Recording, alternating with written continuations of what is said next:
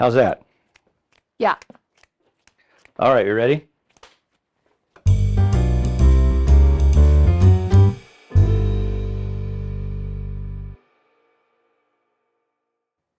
Jim, years ago when I first started on my plant-based diet, I was having a conversation with my girlfriend Natasha.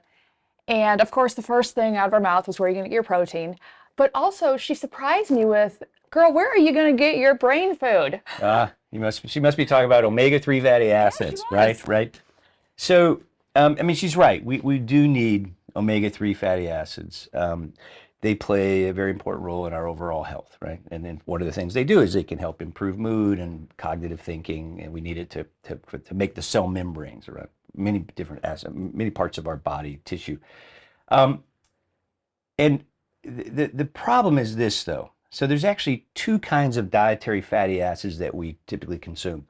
We have omega-3 fatty acids, which is what Natasha was talking about, and then we have omega-6 fatty acids.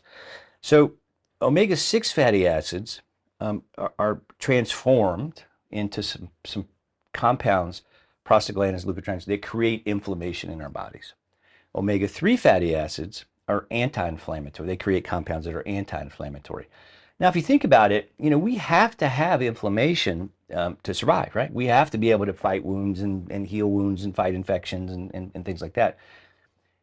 And so we actually have an evolutionary preference for inflammation because again, we had to be able to create that to survive. And it's felt that the optimum dietary ratio of omega-6 fatty acids to omega-3 fatty acids is a little controversy, less than 5-to-1, probably in the 3-to-1 range. So three times more omega-6 than omega-3, right? That's healthy. That's healthy. Okay. The problem is most people, especially on a Western diet, you're seeing ratios, you go to McDonald's a couple of times a week, it could be 100-to-1, right? And even people that are more on a vegan diet, but they're eating a lot of French fries and potato chips and cooking a lot of oil, you can still see ratios 20-to-1, somewhere in there. So the key here is not only increasing your omega-3 intake, but decreasing your omega-6 intake. So again, omega-6s primarily come from meat and dairy, but also they're found in a lot of oils, particularly things like corn oil, things like that. So now the omega-3s, people talk a lot about fish, fatty fishes like salmon. And in fact, salmon does have a lot of omega-3s. But if you follow the food chain, ultimately where these omega-3s come from are marine phytoplankton and algae from plants. And because the salmon is a little higher up the food chain, they accumulate in these fatty fishes. The problem, though, with using fish to get your omega-3s is, most of these fatty fishes are highly contaminated, right? They've got mercury, they've got forever chemicals, microplastics, Think about things our like that. oceans. Exactly, Yeah. exactly. And sustainability, right? We're overfishing the oceans. And so there's not going to be a lot of fish left if we don't stop eating fish pretty soon. And that's the same thing, people talk about fish oil supplements. It's the same, it's the same problem, right? So many of these supplements are actually contaminated now with the microplastics and forever chemicals, but also there's a sustainability issue by making fish oil. Now, the good news is there's omega-3s in plants too, right? Yeah. So things like flaxseed. Now, with the flaxseed, you want to be sure it's ground. The whole flaxseed has a lot of lignin in it, which is very hard for our bodies to digest. So you can't liberate, if you will, the omega-3s in flaxseeds. You want to grind it. Hemp seed, another great source. We have the missing chia seed. We thought we had some here in the shop, but Karen made some chia pudding yesterday and forgot to tell us that she used all the chia seeds. But chia seeds are another great source of omega-3s. And, there are some people that might need to be on a supplement, and you can get, vegan omega-3 supplements that that are made from algae. Now, many of these supplements have high concentrations of DHA and EPA. You may hear that. Yeah. And the reason the supplements may be important is that what we typically ingest when we eat these omega-3s are what are called short chain fatty acids. Same on the omega-6 side, right? And then the short chain fatty acids have to be elongated, right, into the precursors. And on the omega-3 side, it happens to be DHEA, EPA. On the omega-6 side, it happens to be arachidonic acid. Those are the immediate precursors to these anti-inflammatory, pro-inflammatory compounds, right? But here's the issue. The enzymes that convert, that elongate these short chain fatty acids, it's the same enzymes, right? And they compete for each other's attention. And because we have an evolutionary preference for inflammation, if we're over consuming the omega-6s, we can't convert enough of the short chain fatty acids to the EPA DHA. So for certainly in my clinical practice, patients who do have, chronic inflammatory conditions, sometimes even depression, athletes who might really need that extra anti-inflammatory boost. It also has been shown to help lower cholesterol and help may decrease risk for heart disease. So I think these play a role, but if you're eating a very healthy, whole food plant-based diet, particularly if you're eliminating the oils, right? Really Yeah. being careful. Because even things like olive oil is like 16:2 omega-6 to omega-3, which is above that 3-to-1 ratio. Okay. Corn oil, 83, something like 83-to-1. That's one of the worst. And they actually mix corn oil in with the cow with feed that make the cattle's fatter, the cows fatter, which is one reason that beef is such a huge source of omega-6. Get out. Okay. No, I did not know that. Yes. So, wow. All right. So what happens when that ratio is really out of whack? So when you have all these sixes, Right. Inflammation, Inflammation, right? Yeah. Heart disease. It's actually acne. It can affect our skin health. There's an association of acne with high omega-6, omega-3 ratios. Our gut health, right? Again, we back to the gut microbiome, and even mood. Some people think that depression, anxiety is a low-grade inflammatory disease, and that when we convert our bodies from that inflammatory milieu, which comes from the overconsumption of these omega-6 fatty acids, to an anti-inflammatory milieu, that our mood improves. Get out. That's just that. I mean, I love geeking out about Yeah, this stuff, yeah, right? yeah. Yeah, it's really good information. Now that we know how important omega-3s are, I have got a recipe for you. Can't wait to try it. Let's get cooking. We've got everything all laid out in front of us to make our omega-3 Nutra Bombs. Ready? Ready. Okay.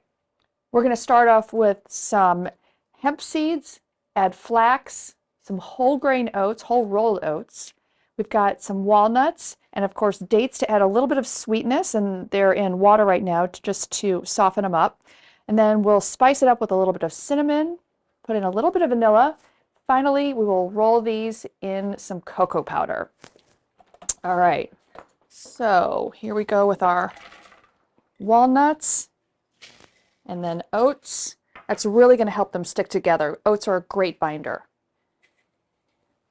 Here's our hemp and our flax. Love that flax. And we're going to take our softened dates. Now you could use, I like using dates because they're just a whole sweetener. There's fiber in these guys, of course.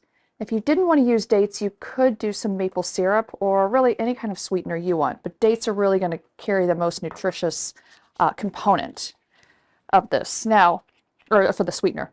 Now we're going to add a little bit of vanilla. Now this is a very forgiving recipe, so if you wanted to add really, anything else, or if you don't like one thing, you want to add a little bit of something else, that's okay. I think pumpkin pie spice might be good in here as well. This was just a little bit of cinnamon, a pinch of salt. I like a pinch of salt. It actually enhances the sweetness a little bit, but this is totally up to you. You don't need to do it if you don't want to. Now we're going to get this thing going. Hold on.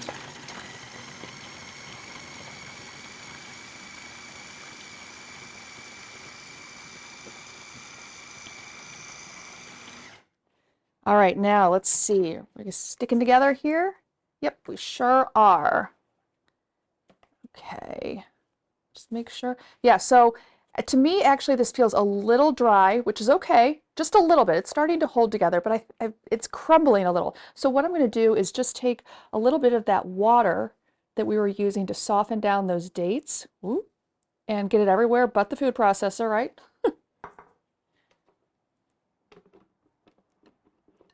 Put our lid back on. There we go.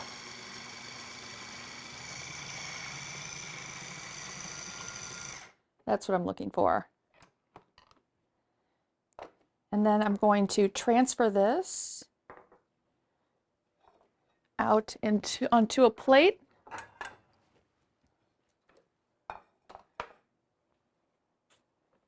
So we can get a better look at that. Oh yeah, this texture is absolutely perfect. Yes, yes, yes. Okay. Now just pick off, a golf ball size or so.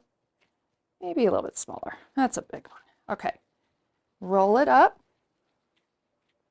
Yes. And then we can take and just kind of let it have fun in that cocoa. And there you go. There's our little Nutra Bomb. Now, I will let you know that if it's a little soft, don't worry about it, because as they chill down in the fridge, they will become more firm. Wow, those look amazing. Those look amazing. The thing is, we talk about, how anti-inflammatory, all these omega-3s. That cocoa powder is also has amazing, anti-inflammatory properties, as does the cinnamon, actually. Another very potent anti-inflammatory spice. So this is, I can feel the inflammation leaving my body just looking at these things. And you're going to do it deliciously. Yeah, that's exactly right. Now, I am supposed to put these in the refrigerator so that they can harden up a little bit. I don't think I can wait that Yeah? long. All right. Let Well, me have a bite of that. okay. Yeah, thank you. Nutra Bomb. There we go. These would be great after a workout, Yeah, great snack. Great snack. There's lots of protein. Yeah. This would be a great snack after a hard workout. Yeah. All right. Do you mind? Give it no, I don't mind at all. Yeah, I know. And the sweetness is just, it's right there. It's really great. All right, so guess what? What? What? What? No. So we have this, I know you love talking with our members, right? Yes. So we want you to embark on a plant-based journey with us. We have our membership. It's only $1 a day to join the Center for Plant-Based Living's membership, which you get. What do you get? Tell them. Well, you get a library, a huge library to pass cooking classes and recipes. You get a monthly interactive live cooking class, monthly group support calls, and if you're so inclined, I join once a quarter for an Ask the Doc call. That's worth the price right there, right?